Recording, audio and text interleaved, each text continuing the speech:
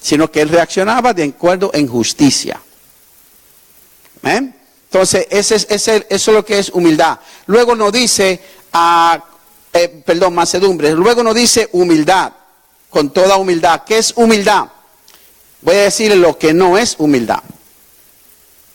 Un creyente tiene que ser la persona más humilde aquí en la tierra. ¿Cuál es el problema? Que la iglesia nos ha enseñado todo a la humildad distorsionada. Número uno, la humildad no tiene que ver nada con lo exterior, sino con lo interior. Escuche bien, la humildad no lo determina nada interior, la humildad tiene que ver con lo interior. La humildad no tiene que ver nada con las posesiones, sino con el corazón. Entonces, a muchas personas dicen que una persona es humilde porque anda con los zapatos rotos, es humilde porque no tiene nada, es una persona humilde. Eso no es humildad, eso es pobreza. No confunda la humildad con la pobreza. ¿Me escucharon? Usted se puede poner un traje de la tienda más barato que te encuentre por ahí, no voy a mencionar el nombre, de cinco manos, póngale así. De segunda mano. Ok, ahora sí. Second hand, ya lo estoy interpretando. Spanglish, ¿verdad? Y ser la persona más orgullosa que haya. Y usted se puede poner un traje que le cueste $1,000 y ser la persona más humilde que haya. Si el traje no determinó, no lo hace ni humilde ni lo hace orgulloso. El traje no lo hace usted ni humilde ni lo hace orgulloso. Es su corazón. Entonces, cuando decimos que la Biblia dice que tenemos que andar como es digno de la vocación con toda humildad, no está hablando que tenemos que ser pobres. Porque si fuera así, Dios está contradiciendo a sí mismo. Porque dice la Biblia que Dios enriqueció a Abraham. Entonces Dios estaba poniendo a Abraham bien orgulloso. Y la Biblia dice que Dios es quien nos da la riqueza. Dice la Biblia. Entonces, ¿qué quiere Dios? Dios quiere hacernos nosotros bien orgullosos y la riqueza es orgullo. Porque la Biblia dice, sí, cuando usted estudia la Biblia, usted tiene que tener un contexto panorámico de la Biblia, no un texto bíblico. Porque la Biblia es su mejor intérprete y la Biblia nunca se contradice a sí misma. Entonces, cuando hablamos de que dice con toda humildad, ¿qué es humildad?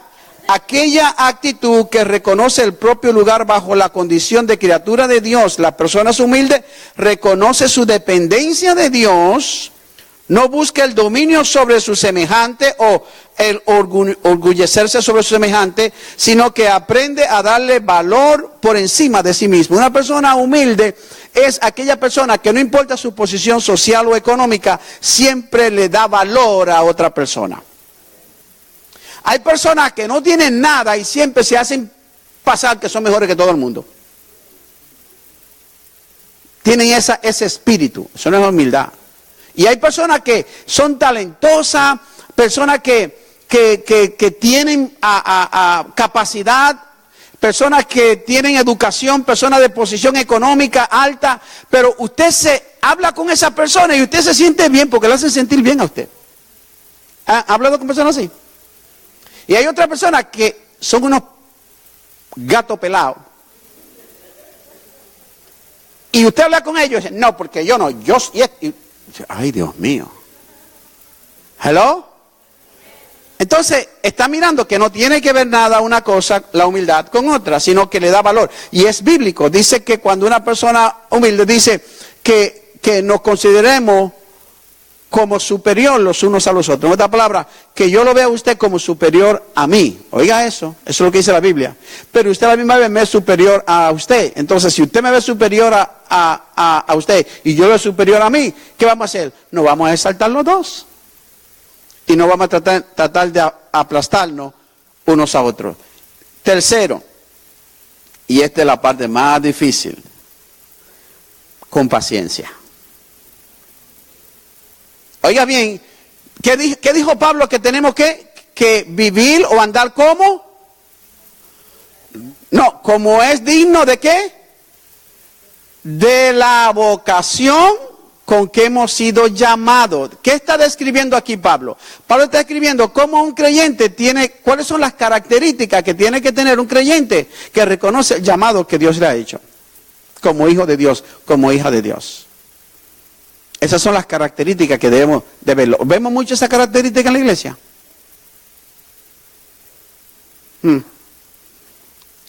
La tercera, paciencia. Implica sufrir circunstancias adversas esperando, pero de una manera voluntaria y no por mera necesidad. En la Biblia encontramos muchas exhortaciones a los cristianos el ejercicio de esta virtud. La paciencia es una virtud, a fin de que cada uno de nosotros podamos soportar la prueba sin murmuración. Paciencia, saber esperar. Paciencia los unos a los otros. Y ahí es donde está difícil. Nosotros, escuche esto bien. Una de las cosas que yo he podido ver a través del tiempo, de trabajar tantos años con las personas, es de que el ser humano es bien intolerante cuando se refiere a la falta de otro, pero bien tolerante cuando se refiere a la falta de yo mismo. Esa es una característica del ser humano. Cuando se refiere a la falta de otro, somos intolerantes. ¡Boom! Cuando se refiere a nosotros, bueno, mi hermano, espérese, Dios, hay que ser paciente. Tenemos que reflejar lo mismo, como si fuéramos a nosotros mismos. ¿Okay? Entonces, es ser paciente con los demás, ser paciente con tu hermano. Y ¿sabe por qué Pablo pone esto? Para luego darnos el cuarto paso, que es el último, que ese es el que no. Dice que seamos pacientes. Y luego nos dice, oiga bien lo que dice, ¿para qué? Dice, soportaos los unos a los otros, para que seamos pacientes para soportarnos.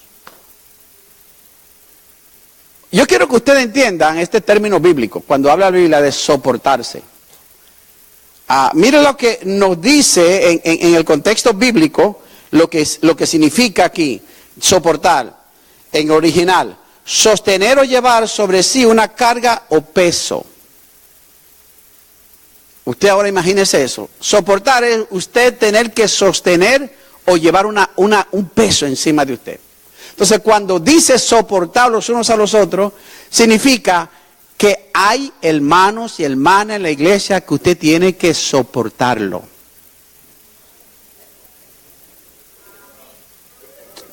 Son pesaditos. Mi hermano, yo no le estoy enseñando nada de lo que la Biblia nos dice.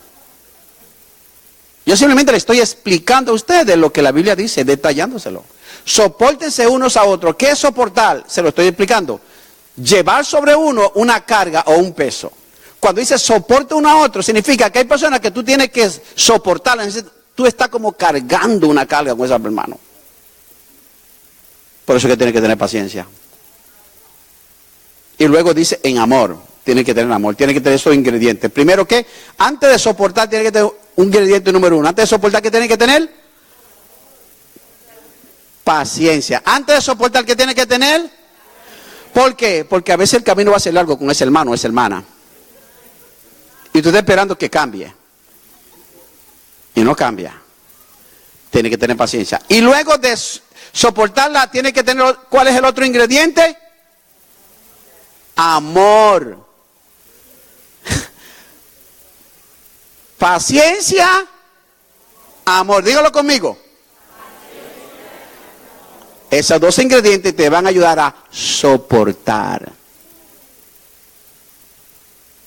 Noten bien lo que le dije en la introducción. Pablo se está dirigiendo al tema más profundo y poderoso que hay en su tema, en el libro de Efesios. Es decir, la estructura fundamental de los 5 ministerios y la guerra espiritual más poderosa que la iglesia puede mantener, que puede llevar a cabo. Pero antes de llegar ahí, a esa área espiritual, Pablo nos está tratando en el área natural, porque nosotros no estamos preparados para entrar a la guerra espiritual cuando usted y yo no nos podemos llevar bien.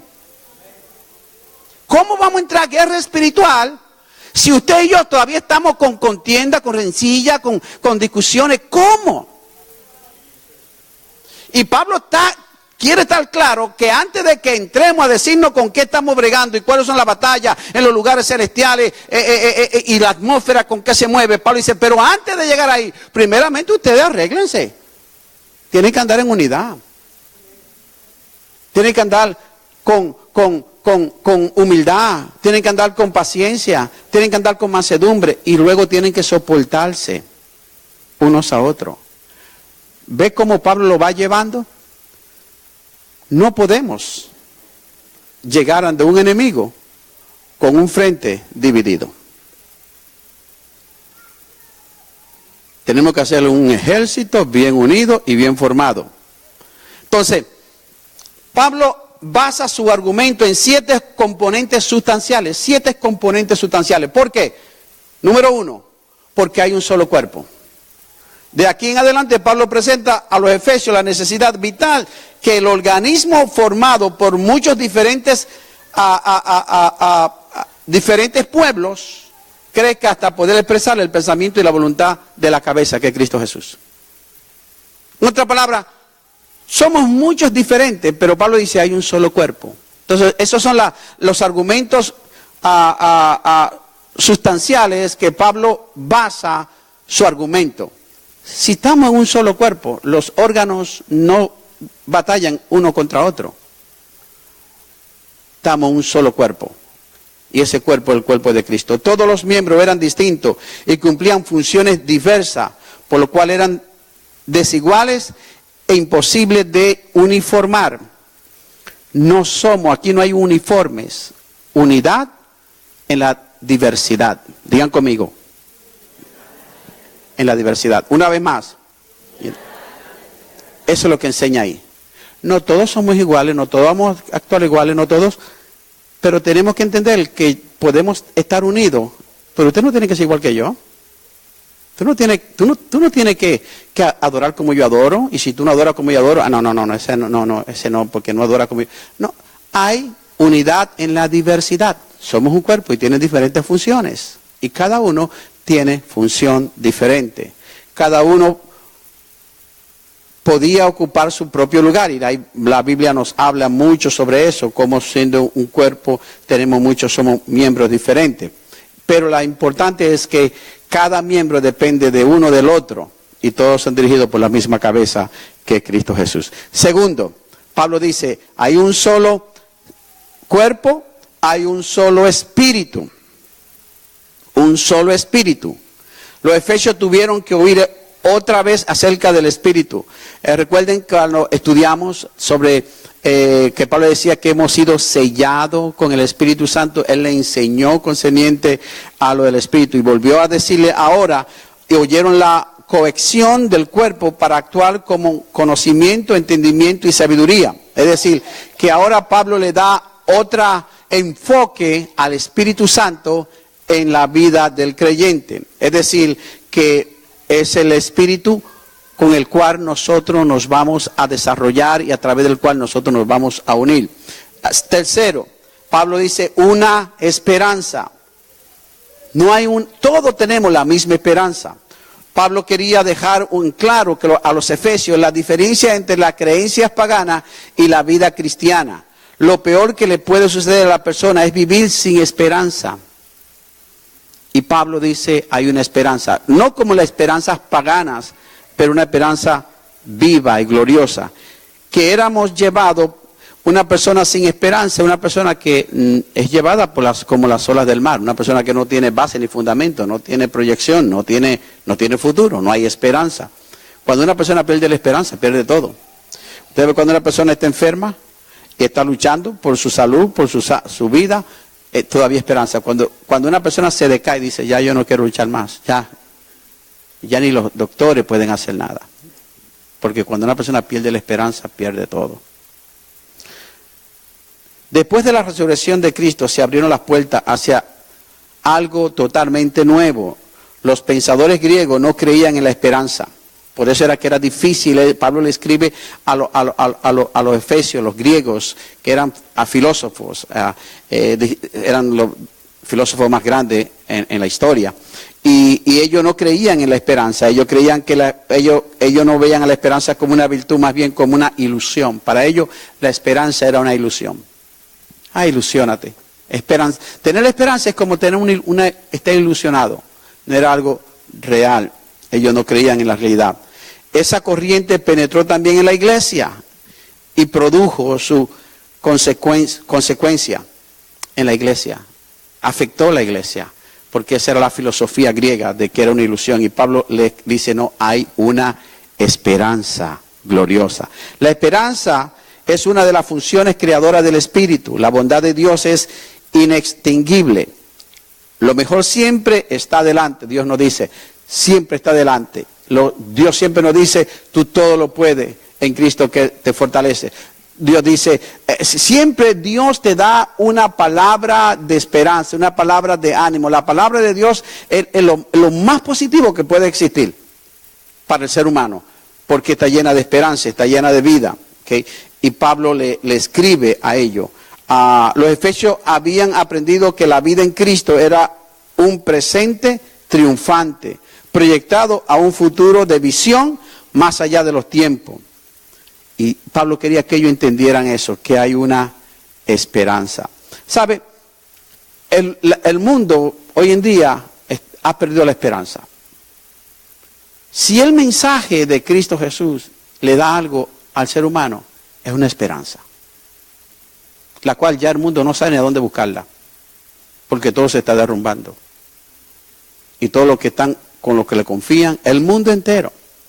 Y yo creo que el mensaje más poderoso que usted y yo podemos darle allá afuera es que hay una esperanza, más allá de todas las cosas naturales que se están derrumbando, que la gente tenía su esperanza en esto, su esperanza en aquello, pero son inciertas. ¿Okay?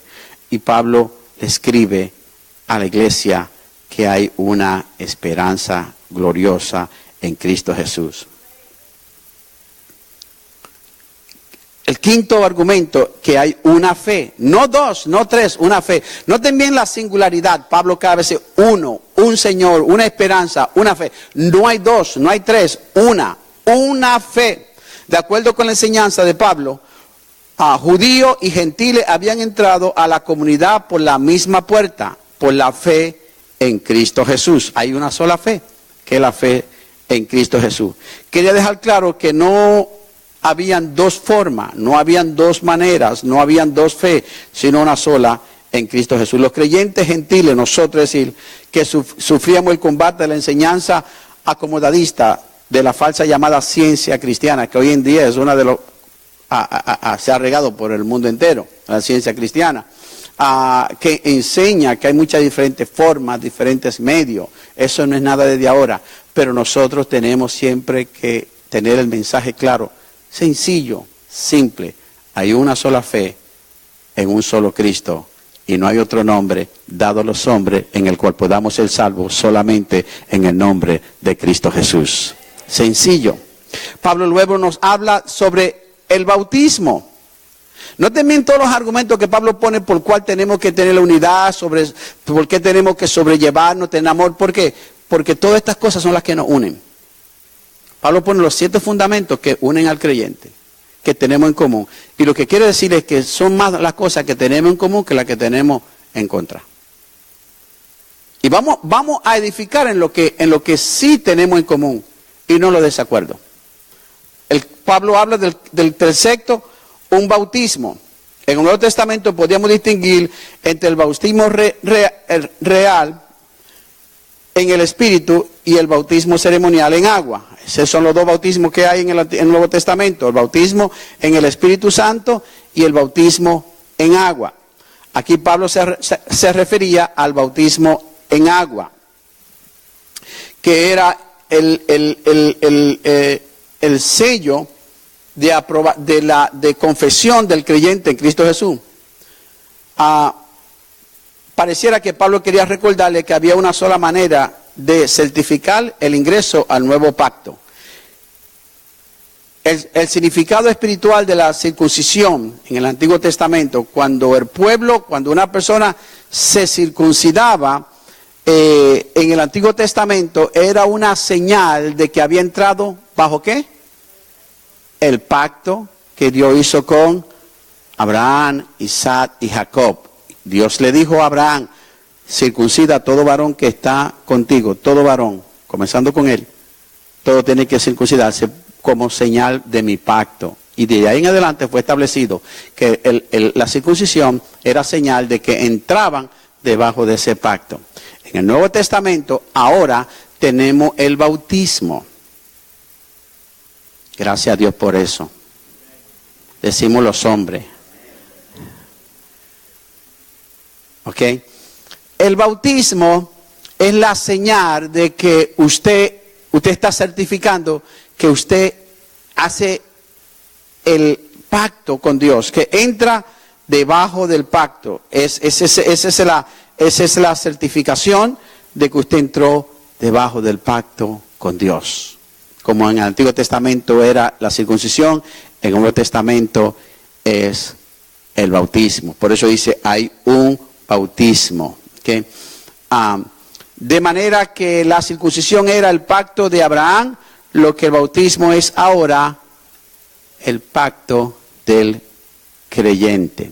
Y por último, Pablo ya habla de que hay un solo Dios y Padre de todos. Con esa frase Pablo corona sus 7 argumentos, dando a entender de que Dios no solamente es el Padre de Cristo Jesús, pero que también es el Padre de cada uno de nosotros.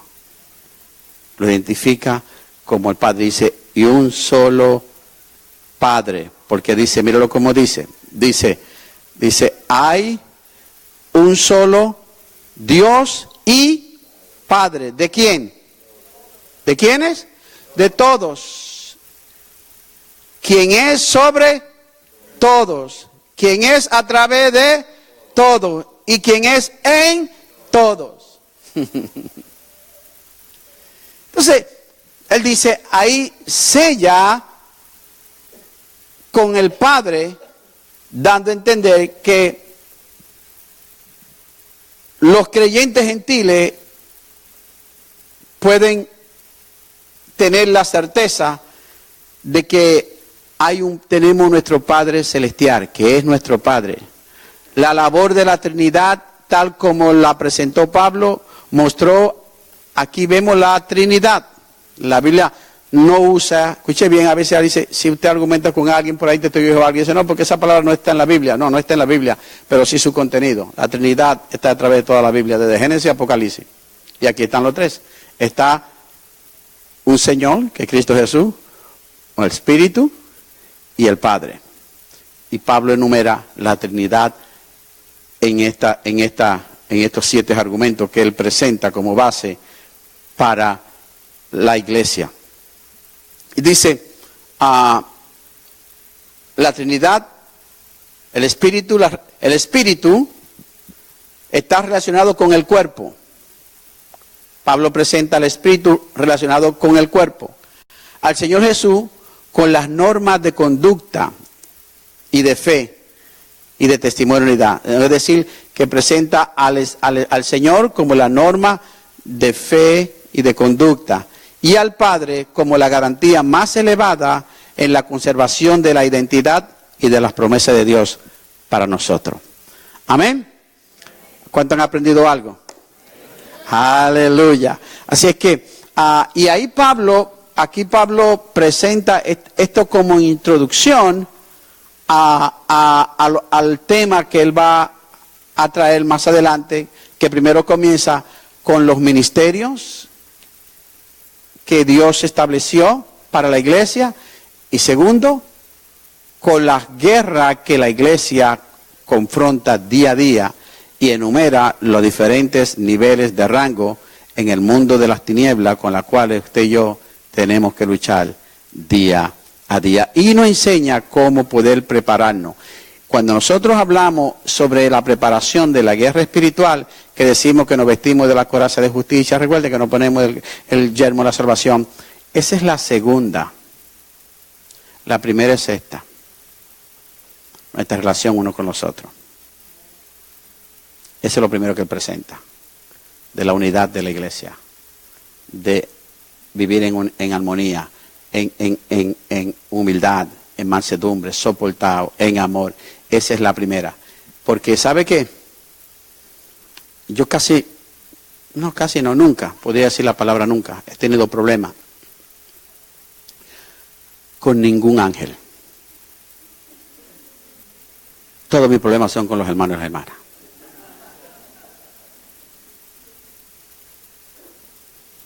Ahí es donde que tenemos que trabajar. Amén. Dios le bendiga.